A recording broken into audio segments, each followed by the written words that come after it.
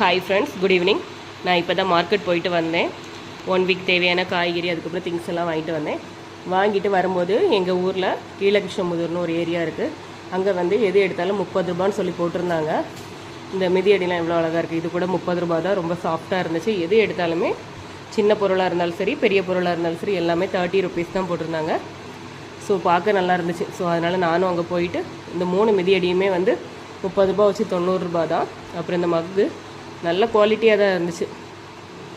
So இதுவும் ரொம்ப நல்லா இருந்துச்சு. இதுவும் 30 ரூபாய்க்கு எடுத்தேன். இது மட்டும் இல்லை, நிறைய திங்ஸ் எடுத்தோம். எல்லாமே கொஞ்சம் சின்ன சின்ன ஐட்டம்ஸ் தான் எடுத்திருந்தேன். இது வந்து இந்த பாத்ரூமில் வாஷ் பேஷன்லாம் தேய்க்கிறதுக்காக இது எடுத்திருந்தோம். அப்புறம் இது வந்து கொஞ்சமாக நம்ம ஆயில் யூஸ் பண்ணுறதுக்கு பிளாஸ்டிக் தான், 30 ரூபா தான். இந்த எண்ணெய் ஊற்றி வைக்கிறதுக்காக ஒரு சின்னதாக எடுத்திருந்தேன். ஆல்ரெடி கண்ணாடி பாட்டில் இருந்துச்சு, இருந்தாலும் இருக்கட்டும் அப்படின்னு எடுத்தேன். அப்புறம் பசங்க 2 பேரும் வந்து ஆளுக்கு ஒரு கீ செயின் அந்த மாதிரி எடுத்துட்டாங்க. இதுவும் ஒன்று 30 ரூபா தான். இந்த காரும் ஒன்று 30 ரூபா தான். இதில் டோட்டலாக வந்து ஒரு 4 ஸ்பூன் இருக்கும். 4-5 ஸ்பூனும் இருக்கும் அந்த குழந்தைங்க விளையாடுறதுக்கு. இதுவும் 30 ருபீஸ் தான். அப்புறம் இந்த கிளிப்பு பார்க்க ரொம்ப நல்லா இருந்துச்சு. ஸோ 30 ருபீஸ் தான் சொன்னாங்க. ஸோ இதுவும் எடுத்தேன். நீங்களும் கீழகிருஷ்ணமுதூர் ஏரியா பக்கத்தில் இருந்தீங்கன்னா கண்டிப்பாக அங்கே விசிட் பண்ணுங்கள்.